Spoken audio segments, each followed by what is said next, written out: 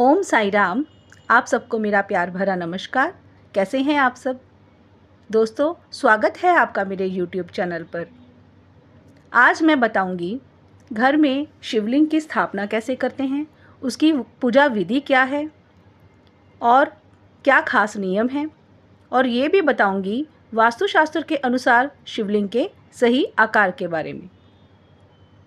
अगर आप भी भोलेनाथ को प्रसन्न करना चाहते हैं तो यह वीडियो अंत तक जरूर देखें। घर में शिवलिंग रखना और उसकी पूजा करना बहुत शुभ माना जाता है, लेकिन इसके लिए कुछ नियमों का पालन करना भी बहुत ज़रूरी है।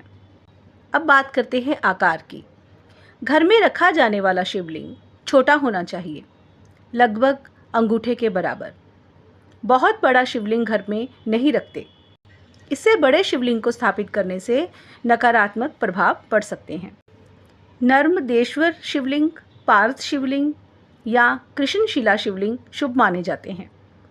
अगर आप धातु का शिवलिंग रखना चाहते हैं तो आप सोने, चांदी, तांबे और पीतल से बने शिवलिंग भी घर में रख सकते हैं।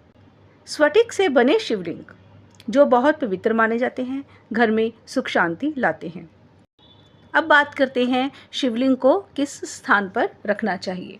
शिवलिंग को हमेशा घर के पूजा घर में या किसी शांत और पवित्र स्थान पर स्थापित करें। शिवलिंग की स्थापना ऐसी दिशा में करें कि उसका जलाभिषेक करने वाला भाग उत्तर दिशा की ओर हो। ऐसा करने से घर में शांति, समृद्धि और सकारात्मक ऊर्जा बनी रहती है। शिवलिंग के साथ जलधारा रखने का बहुत महत्व है। कोशिश करें कि उसके ऊपर जलाधारी हो, जिससे धीरे धीरे जल शिवलिंग पर गिरे। सबसे बड़ी बात, घर में रखा हुआ शिवलिंग हमेशा ढका हुआ या पूजा स्थल में ही होना चाहिए। इसे दिखावे के लिए ना रखें। एक बार शिवलिंग स्थापित करने के बाद उसकी नियमित पूजा करना बहुत ज़रूरी है। अगर आप रोज़ाना पूजा नहीं कर सकते तो घर में शिवलिंग ना रखें। शिवलिंग को कभी भी तुलसी के पौधे के पास ना रखें, बेडरूम में ना रखें या कोई गंदी जगह पर भी ना रखें। शिवलिंग की पूजा विधि क्या है?